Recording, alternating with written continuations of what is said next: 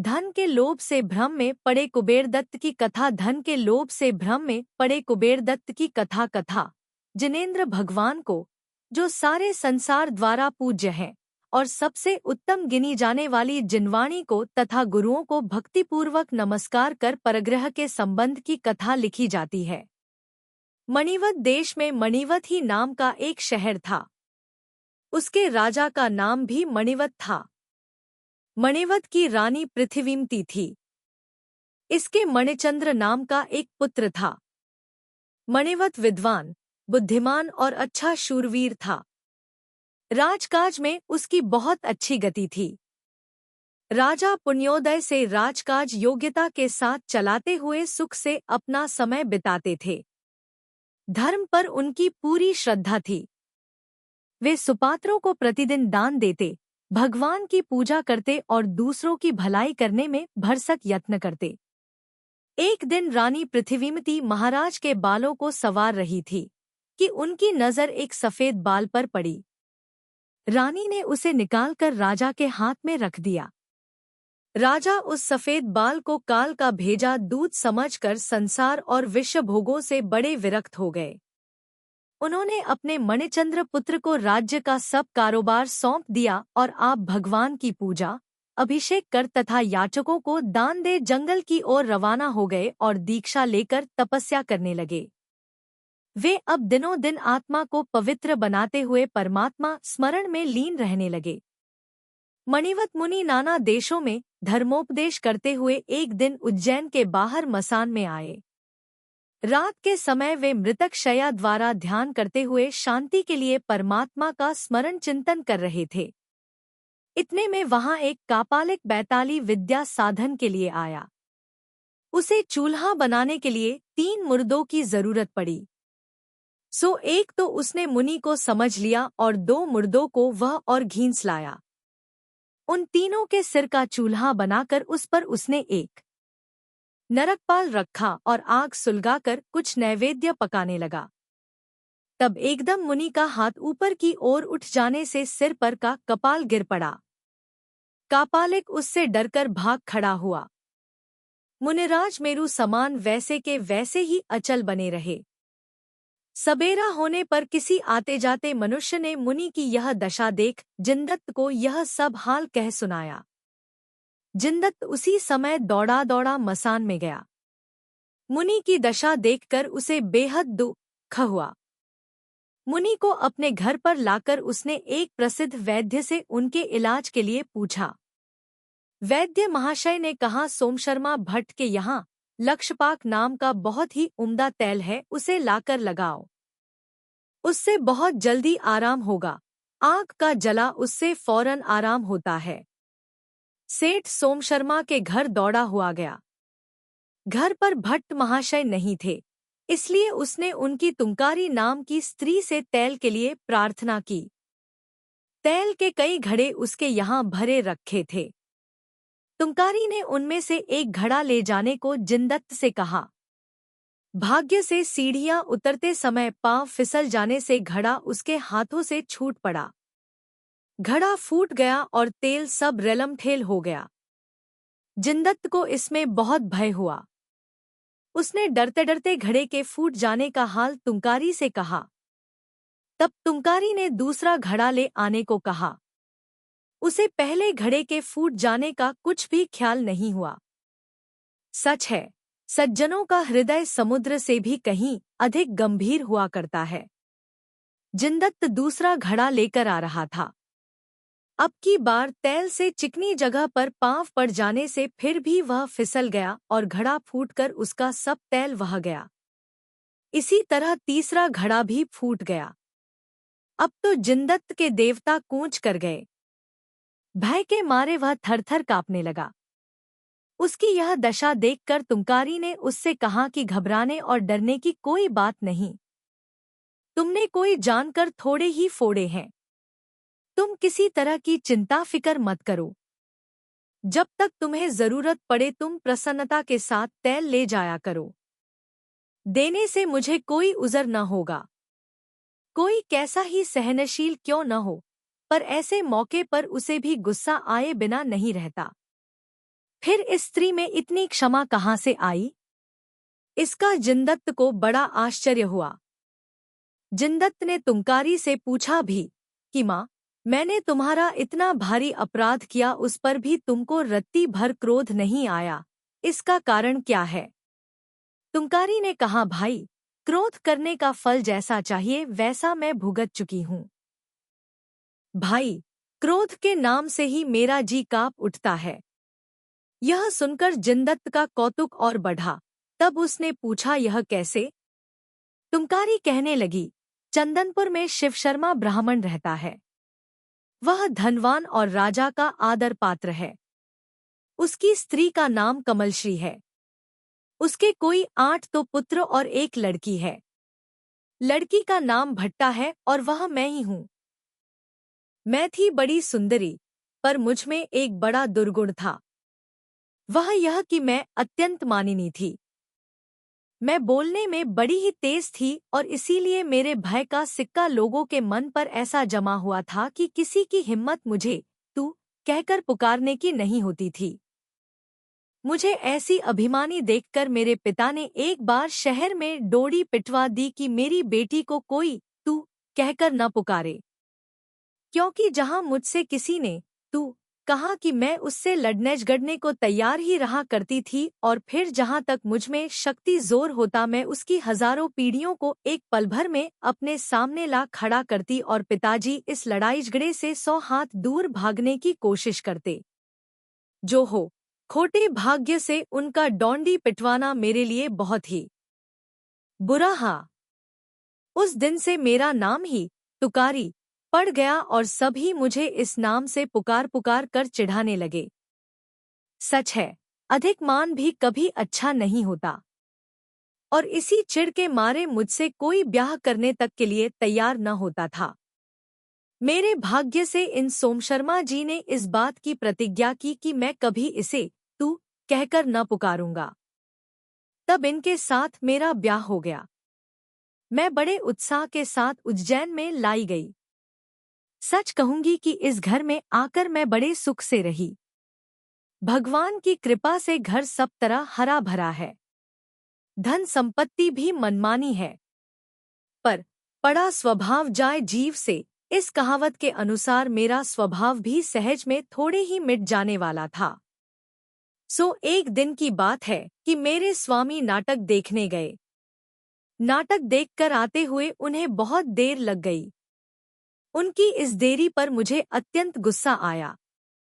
मैंने निश्चय कर लिया कि आज जो कुछ हो, मैं कभी दरवाजा नहीं खोलूंगी, और मैं सो गई। थोड़ी देर बाद वे आए और दरवाजे पर खड़े रहकर वे बार बार मुझे पुकारने लगे। मैं चुप्पी साधे पड़ी रही, पर मैंने किवाड़ न खोले। बाहर से चिल्लाते चिल्लाते वे थक गए, पर उसका मुझ पर कुछ असर न हुआ। आखिर उन्हें भी बड़ा क्रोध हो आया। क्रोध में आकर वे अपनी प्रतिज्ञा तक भूल बैठे। सो उन्होंने मुझे तू कहकर पुकार लिया। बस उनका तू कहना था कि मैं सिर से पांव तक जल उठी और क्रोध से अंधी बनकर किवाड़ खोलती हुई घर से निकल भागी। मुझे उस समय कुछ न सूझा कि मैं कहाँ जा रही हूँ। मैं शहर बाहर होकर जंगल की ओर चल धरी। रास्ते में चोरों ने मुझे देख लिया। उन्होंने मेरे सब गहने दागीने और वस्त्र छीन छीन कर विजय सेन नाम के एक भील को सौंप दिया। मुझे खूबसूरत देखकर इस पापी ने मेरा धर्म बिगाड़ना चाहा, पर उस समय मेरे भाग्य से किसी दिव्य स्त्री ने आकर मुझे बचाया, मेरे धर्म की रक्षा की। भील ने उस दिव्य स्त्री से डरकर मुझे एक सेठ के हाथ सौंप दिया। उसकी नीयत भी मुझ पर बिगड़ी। मैंने उसे खूब ही आड़े हाथों लिया। इससे वह मेरा कर तो कुछ न सका, पर गुस्से में आकर उस नीच ने मुझे एक ऐसे मनुष्य के हाथ सौंप दिया जो जीवों के खून से रंगकर कंबल बनाया करता था। वह मेरे शरीर पर जौंके लगाकर मेरा रोज रोज बहुत सा खून निकाल लेता था और उसमें फिर कंबल को रंगा करता था। सच है, एक तो वैसे ही पाप कर्म का उदय और उस पर ऐसा क्रोध, तब उससे मुझ सरीखी हतभागिनियों को यदि पद पद पर कष्ट उठाना पड़े तो उसमें आश्चर्य ही क्या। इसी समय उज्जैन के राजा ने मेरे भाई को यहाँ के राजा पारस के पास किसी कार्य के लिए भेजा। मेरा भाई अपना काम पूरा कर पीछा उज्जैन की ओर जा रहा था कि अचानक मेरी उसकी भेंट हो गई। मैंने अपने कर्मों पर बड़ा पश्चात्ताप किया। जब मैंने अपना सब हाल उससे कहा तो उसे भी बहुत दुख हुआ। उसने मुझे धीरज दिया। इसके बाद वह उसी समय राजा के पास गया और सब हाल उससे कहकर उस कंबल बनाने वाले पापी से उसने मेरा पंजा छुड़ाया। वहां से लाकर बड़ी आरजुमिन्नत के साथ उसने फिर मुझे अपने स्वामी के घर ला रखा। सच है, सच्चे बंधु वे ही है जो कष्ट के समय काम आवें। यह तो तुम्हें मालूम ही है कि मेरे शरीर का प्राय खून निकल चुका था। इसी कारण घर पर आते ही मुझे लकवा मार गया। तब वैद्य ने यह लक्षपाक तैल बनाकर मुझे जिलाया। इसके बाद मैंने एक वितरागी साधु द्वारा धर्मोपदेश सुनकर सर्वश्रेष्ठ और सुख देने वाला सम्यक्त्व व्रत ग्रहण किया और साथ ही यह प्रतिज्ञा की कि आज से मैं किसी पर क्रोध नहीं करूंगी। यही कारण है कि मैं अब किसी पर क्रोध नहीं करती। अब आप जाइए और इस तैल द्वारा मुनिराज की सेवा कीजिए। अधिक देरी करना उचित नहीं है। जिनदत्त भट्टा को नमस्कार कर घर गया और तैल की मालिश वगैरह से बड़ी सावधानी के साथ मुनि की सेवा करने लगा। कुछ दिन तक बराबर मालिश करते रहने से मुनि को आराम हो गया। सेठ ने भी अपनी इस सेवा भक्ति द्वारा बहुत पुण्य बंध किया। चौमासा आ गया था, इसलिए मुनिराज ने कहीं अन्यत्र जाना ठीक न समझ यहीं जिनदत्त सेठ के जिन मंदिर में वर्षायोग ले लिया और यहीं वे रहने लगे। जिनदत्त का एक लड़का था, नाम इसका कुबेर दत्त था। इसका चाल चलन अच्छा न देखकर जिनदत्त ने इसके डर से कीमती रत्नों का भरा अपना एक घड़ा जहां मुनि सोया करते थे वहां खोद कर गाड़ दिया। जिनदत्त ने यह कार्य किया तो था बड़ी दुबकाचोरी से, पर कुबेर दत्त को इसका पता पड़ गया। उसने अपने पिता का सब कर्म देख लिया और मौका पाकर वहां से घड़े को निकाल मंदिर के आंगन में दूसरी जगह गाड़ दिया। कुबेर दत्त को ऐसा करते मुनि ने देख लिया था, परंतु तब भी वे चुपचाप रहे और उन्होंने किसी से कुछ नहीं कहा और कहते भी कहाँ से जबकि उनका यह मार्ग ही नहीं है। जब योग पूरा हुआ तब मुनिराज जिनदत्त को सुखसाता पूछकर वहां से विहार कर गए। शहर बाहर जाकर वे ध्यान करने बैठे। इधर मुनिराज के चले जाने के बाद सेठ ने वह रत्नों का घड़ा घर ले जाने के लिए जमीन खोद कर देखा तो वहां घड़ा नहीं। घड़े के एकाएक गायब हो जाने का उसे बड़ा अचंभा हुआ और साथ ही उसका मन व्याकुल भी हुआ। उसने सोचा कि घड़े का हाल केवल मुनि ही जानते थे। फिर बड़े अचंभे की बात है कि उनके रहते यहाँ से घड़ा गायब हो जाए। उसे घड़ा गायब करने का मुनि पर कुछ संदेह हुआ। तब वह मुनि के पास गया और उनसे उसने प्रार्थना की कि प्रभो, आप पर मेरा बड़ा ही प्रेम है। आप जब से चले गए हैं तब से मुझे सुहाता ही नहीं, इसलिए चलकर आप कुछ दिनों तक और वहीं ठहरें तो बड़ी कृपा हो। इस प्रकार मायाचारी से जिनदत्त मुनिराज को अपने मंदिर पर लौटा लाया। इसके बाद उसने कहा, स्वामी, कोई ऐसी धर्मकथा सुनाइए जिसमें मनोरंजन हो। तब मुनि बोले, हम तो रोज ही सुनाया करते हैं, आज तुम ही कोई ऐसी कथा कहो। तुम्हें इतने दिन शास्त्र पढ़ते हो गए, देखे तुम्हें उनका सार कैसा याद रहता है। तब जिनदत्त अपने भीतर कपट भावों को प्रकट करने के लिए एक ऐसी ही कथा सुनाने लगा। वह बोला, एक दिन पद्मरथपुर के राजा वसुपाल ने अयोध्या के महाराज जितशत्रु के पास किसी काम के लिए अपना एक दूत भेजा। एक तो गर्मी का समय और ऊपर से चलने की थकावट, सो इसे बड़े जोर की प्यास लगाई। पानी इसे कहीं नहीं मिला। आते आते यह एक घनी बनी में आकर वृक्ष के नीचे गिर पड़ा। इसके प्राण कंठगत हो गए। इसकी यह दशा देखकर एक बंदर दौड़ा दौड़ा तालाब पर गया और उसमें डूबकर यह उस वृक्ष के नीचे पड़े पथिक के पास आया। आते ही इसने अपने शरीर को उस पर झिड़का दिया। जब जल उस पर गिरा और उसकी आंखें खुली तब बंदर आगे होकर उसे इशारे से तालाब के पास ले गया। जल पीकर इसे बहुत शांति मिली। अब इसे आगे के लिए जल की चिंता हुई, पर इसके पास कोई बर्तन वगैरह न होने से यह जल ले जा नहीं सकता था। तब इसे एक युक्ति सूझी। इसने उस बेचारे जीवनदान देने वाले बंदर को बंदूक से मारकर उसके चमड़े की थैली बनाई और उसमें पानी भरकर चल दिया। अच्छा प्रभो, अब आप बतलाइए कि उस नीच, निर्दयी, अधर्मी को अपने उपकारी बंदर को मार डालना क्या उचित था? मुनि बोले, तुम ठीक कहते हो। उस दूत का यह अत्यंत कृतघ्नता भरा नीच काम था। इसके बाद अपने को निर्दोष सिद्ध करने के लिए मुनिराज ने भी एक कथा कहना आरंभ की। वे कहने लगे, कौशाम्बी में किसी समय एक शिवशर्मा ब्राह्मण रहता था। उसकी स्त्री का नाम कपिला था। इसके कोई लड़का नहीं था। एक दिन शिवशर्मा किसी दूसरे गांव से अपने शहर की ओर लौट रहा था।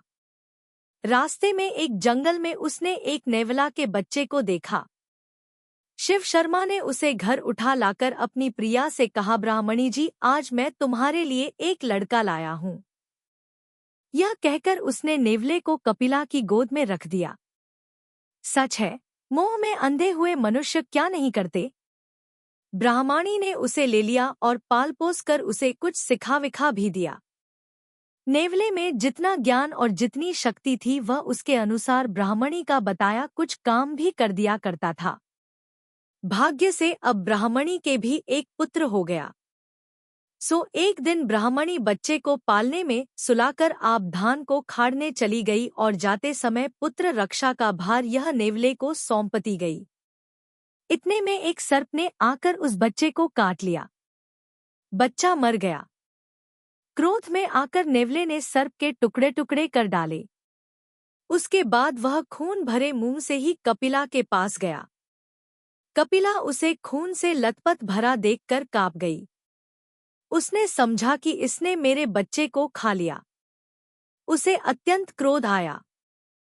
क्रोध के वेग में उसने न कुछ सोचा विचारा और न जाकर देखा ही कि असल में बात क्या है, किंतु एक साथ ही पास में पड़े हुए मूसले को उठाकर नेवले पर दे मारा। नेवला तड़फड़ा कर मर गया। अब वह दौड़ी हुई बच्चे के पास गई। देखती है तो वहां एक काला भुजंग सर्प मरा हुआ पड़ा है। फिर उसे बहुत पछतावा हुआ। ऐसे मूर्खों को धिक्कार है जो बिना विचारे जल्दी में आकर हर एक काम कर बैठते हैं। अच्छा सेठ महाशय, कहिए तो सर्प के अपराध पर बेचारे नेवले को इस प्रकार निर्दयता से मार देना ब्राह्मणी को योग्य था क्या? जिंदत कहाँ नहीं, यह उसकी बड़ी गलती हुई। यह कहकर उसने फिर एक कथा कहना आरंभ की। बनारस के राजा जितशत्रु के यहाँ धनदत्त राज्य वैद्य था। इसकी स्त्री का नाम धनदत्ता था। वैद्य महाशय के धनमित्र और धनचंद्र नाम के 2 लड़के थे। लाड़ प्यार में रहकर इन्होंने अपनी कुल विद्या भी न पढ़ पाई। कुछ दिनों बाद वैद्यराज काल कर गए। राजा ने इन दोनों भाइयों को मूर्ख देख इनके पिता की जीविका पर किसी दूसरे को नियुक्त कर दिया। तब इनकी बुद्धि ठिकाने आई। ये दोनों भाई अब वैद्य शास्त्र पढ़ने की इच्छा से चंपापुरी में शिवभूति वैद्य के पास गए। इन्होंने वैद्य से अपनी सब हालत कहकर उनसे वैद्यक पढ़ने की इच्छा जाहिर की। शिवभूति बड़ा दयावान और परोपकारी था, इसलिए उसने इन दोनों भाइयों को अपने ही पास रखकर पढ़ाया और कुछ ही वर्षों में इन्हें अच्छा होशियार कर दिया। दोनों भाई गुरु महाशय के अत्यंत कृतज्ञ होकर पीछे बनारस को और रवाना हुए। रास्ते में आते हुए इन्होंने जंगल में आंख की पीड़ा से दुखी एक सिंह को देखा। धनचंद्र को उस पर दया आई। अपने बड़े भाई के बहुत कुछ मना करने पर भी धनचंद्र ने सिंह की आंखों का इलाज किया। उससे सिंह को आराम हो गया। आंख खोलते ही उसने धनचंद्र को अपने पास खड़ा पाया। वह अपने जन्म स्वभाव को न छोड़कर क्रूरता के साथ उसे खा गया। मुनिराज, उस दुष्ट सिंह का बेचारे वैद्य को खा जाना क्या अच्छा काम हुआ। मुनि ने नहीं कहकर एक और कथा कहना शुरू की। चंपापुरी में सोमशर्मा ब्राह्मण की दो स्त्रियां थीं। एक का नाम सोमिल्या और दूसरी का सोमशर्मा था। सोमिल्या बाज थी और सोमशर्मा के एक लड़का था। यहीं एक बैल रहता था। लोग उसे भद्र नाम से बुलाया करते थे। बेचारा बड़ा सीधा था, कभी किसी को मारता नहीं था। वह सबके घर पर घूमा फिरा करता था। उसे इस तरह जहां थोड़ी बहुत घास खाने को मिलती वह उसे ही खाकर रह जाता था। एक दिन उस बाज पापिनी ने डाह के मारे अपनी सौत के बच्चे को निर्दयता से मारकर उसका अपराध बेचारे बैल पर लगा दिया। उसे ब्राह्मण बालक का मारने वाला समझकर सब लोगों ने घास खिलाना छोड़ दिया और शहर से निकाल बाहर कर दिया। बेचारा भूख प्यास के मारे बड़ा दुख पाने लगा। बहुत ही दुबला पतला हो गया, पर तब भी किसी ने उसे शहर भीतर नहीं घुसने दिया। एक दिन जिनदत्त सेठ की स्त्री पर व्यभिचार का अपराध लगा। वह अपनी निर्दोषता बतलाने के लिए चौराहे पर जाकर खड़ी हुई, जहां बहुत से मनुष्य इकट्ठे हो रहे थे। उसने कोई भयंकर दिव्य लेने के इरादे से एक लोहे के टुकड़े को अग्नि में खूब तपाकर लाल सुर्ख किया। इस मौके को अपने लिए बहुत अच्छा समझ उस बैल ने झट वहां पहुंचकर जलते हुए उस लोहे के टुकड़े को मुंह से उठा लिया। उसकी यह भयंकर दिव्य देखकर सब लोगों ने उसे निर्दोष समझ लिया। अच्छा सेठ महाशय, बतलाइए तो क्या उन मूर्ख लोगों को बिना समझे बूझे एक निरपराध पशु पर दोष लगाना ठीक था क्या?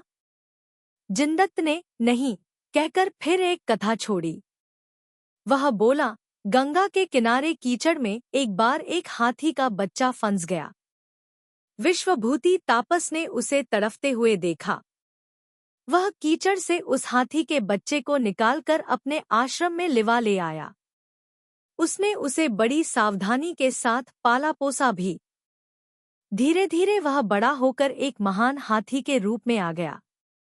श्रेणिक ने इसकी प्रशंसा सुनकर इसे अपने यहाँ रख लिया। हाथी जब तक तापस के यहाँ रहा तब तक बड़ी स्वतंत्रता से रहा। वहाँ इसे कभी अंकुश वगैरह का कष्ट नहीं सहना पड़ा। पर जब यह श्रेणिक के यहाँ पहुँचा तब से इसे बंधन, अंकुश आदि का बहुत कष्ट सहना पड़ता था। इस दुख के मारे एक दिन यह सांकल तोड़ तोड़ कर तापस के आश्रम में भाग आया। इसके पीछे पीछे राजा के नौकर भी इसे पकड़ने को आए। तापसी मीठे मीठे शब्दों से हाथी को समझाकर उसे नौकरों के सुपुर्द करने लगा। हाथी को इससे अत्यंत गुस्सा आया, सो इसने उस बेचारे तापस की ही जान ले ली। तो क्या मुनिराज, हाथी को यह उचित था कि वह अपने को बचाने वाले को ही मार डाले? इसके उत्तर में मुनि ना कहकर और एक कथा कहने लगे। उन्होंने कहा, हस्तिनापुर की पूरब दिशा में विश्वसेन राजा का बनाया आमों का एक बगीचा था। उसमें आम खूब लग रहे थे। एक दिन एक चील मरे सांप को चोंच में लिए आम के झाड़ पर बैठ गई। उस समय सांप के जहर से एक आम पक गया, पीला सा पड़ गया। माली ने उस पके फल को ले जाकर राजा को भेंट किया। राजा ने उसे प्रेमोपहार के रूप में अपनी प्रिय रानी धर्मसेना को दिया। रानी उसे खाते ही मर गई। राजा को बड़ा गुस्सा आया और उसने एक फल के बदले सारे बगीचे को ही कटवा डाला। मुनिराज ने कहा, तो क्या सेठ महाशय, राजा का यह काम ठीक हुआ? सेठ ने भी ना कहकर और एक कथा कहना शुरू की। वह बोला, एक मनुष्य जंगल से चला जा रहा था। रास्ते में वह सिंह को देखकर डर के मारे एक वृक्ष पर चढ़ गया। जब सिंह चला गया तब यह नीचे उतरा और जाने लगा। रास्ते में इसे राजा के बहुत से आदमी मिले, जो कि भेरी के लिए अच्छे और बड़े झाड़ की तलाश में आए थे। सो इस दुष्ट मनुष्य ने वह वृक्ष इन लोगों को बता दिया, जिस पर चढ़कर कि इसने अपनी जान बचाई थी। राजा के आदमी उस घनी छाया वाले सुंदर वृक्ष को काट कर ले गए। मुनिराज, जिसने बंधु की तरह अपनी रक्षा की, मरने से बचाया, उस वृक्ष के लिए इस दुष्ट को ऐसा करना योग्य था क्या? मुनिराज ने नहीं कहकर और एक कथा कही। वे बोले, गंधर्वसेन राजा की कौशाम्बी नगरी में एक अंगार देव सुनार रहता था। जाति का यह ऊंच था। यह रत्नों की जड़ाई का काम बहुत ही बढ़िया करता था। एक दिन अंगारदेव राजमुकुट के एक बहुमूल्य मणि को उजाल रहा था। इसी समय उसके घर पर मेदज नाम के एक मुनि आहार के लिए आए। वह मुनि को एक ऊंची जगह बैठाकर और उनके सामने उस मणि को रखकर आप भीतर स्त्री के पास चला गया। इधर मणि को मांस के भ्रम से कूंज पक्षी निगल गया। जब सुनार सब विधि ठीक ठाक कर पीछा आया तो देखता है वहां मणि नहीं। मणि न देखकर उसके तो होश उड़ गए। उसने मुनिराज से पूछा, मुनिराज, मणि को मैं आपके पास अभी रख कर गया हूँ, इतने में वह कहाँ चला गया? कृपा करके बतलाइए। मुनि चुप रहे। उन्हें चुप्पी साधे देखकर अंगारदेव का उन्हीं पर कुछ शक कर गया। उसने फिर पूछा, स्वामी, मणि का क्या हुआ? जल्द कहिए। राजा को मालूम हो जाने से वह मेरा और मेरे बाल बच्चों तक का बुरा हाल कर डालेगा। मुनि तब भी चुप ही रहे। अब तो अंगारदेव से न रहा गया। क्रोध से उसका चेहरा लाल सुर्ख पड़ गया। उसने जान लिया कि मणि को इसी ने चुराया है। सो मुनि को बांधकर उसने उन पर लकड़े की मार मारना शुरू की। उन्हें खूब मारा पीटा सही, पर तब भी मुनि उसी तरह स्थिर बने रहे। ऐसे धन को, ऐसी मूर्खता को धिक्कार है जिससे मनुष्य कुछ भी सोच समझ नहीं पाता और हर एक काम को जोश में आकर कर डालता है। अंगारदेव मुनि को लकड़े से पीट रहा था तब एक चोट उस कूंज पक्षी के गले पर भी जाकर लगी। उससे वह मणि बाहर आ गिरा। मणि को देखते ही अंगारदेव आत्मग्लानि, लज्जा और पश्चात्ताप के मारे अधमरासा हो गया। उसे काटो तो खून नहीं। वह मुनि के पांवों में गिर पड़ा और रो रो कर उनसे क्षमा कराने लगा। इतना कहकर मुनिराज बोले, क्यों सेठ महाशय, अब समझे? मेदज मुनि को उस मणि का हाल मालूम था, पर तब भी दया के वश हो उन्होंने पक्षी का मणि निगल जाना न बतलाया, इसलिए कि पक्षी की जान न जाए और न मुनियों का ऐसा मार्ग ही है। इसी तरह मैं भी यद्यपि तुम्हारे घड़े का हाल जानता हूँ, तथापि कह नहीं सकता, इसलिए कि संयमी का यह मार्ग नहीं है कि वे किसी को कष्ट पहुँचावे। अब जैसा तुम जानते हो और जो तुम्हारे मन में हो उसे करो, मुझे उसकी परवाह नहीं। घड़े का छुपाने वाला कुबेरदत्त अपने पिता और मुनि का यह परस्पर का कथोपकथन छुपा हुआ सुन रहा था। मुनि का अंतिम निश्चय सुन उसको उन पर बड़ी भक्ति हो गई। वह दौड़ा जाकर झट से घड़े को निकाल लाया और अपने पिता के सामने उसे रखकर जरा गुस्से से बोला, हाँ देखता हूँ आप मुनिराज पर अब कितना उपसर्ग करते हैं। यह देखकर जिनदत्त बड़ा शर्मिंदा हुआ। उसने अपने भ्रम भरे विचारों पर बड़ा ही पछतावा किया। अंत में दोनों पिता पुत्रों ने उन मेरु के समान स्थिर और तप के खजाने मुनिराज के पांवों में पड़कर अपने अपराध की क्षमा कराई और संसार से उदासीन होकर उन्हीं के पास उन्होंने दीक्षा भी ले ली, जो कि मोक्ष सुख की देने वाली है। दोनों पिता पुत्र मुनि होकर अपना कल्याण करने लगे और दूसरों के भी आत्मकल्याण का मार्ग बतलाने लगे। वे साधुरत्न मुझे सुख शांति दें, जो भगवान के उपदेश किए सम्यज्ञान के उमड़े हुए समुद्र हैं, सम्यक्त्वरूपी रत्नों को धारण किए हैं और पवित्र शील जिसकी लहरें हैं। ऐसे मुनिराजों को मैं भक्ति पूर्वक नमस्कार करता हूँ।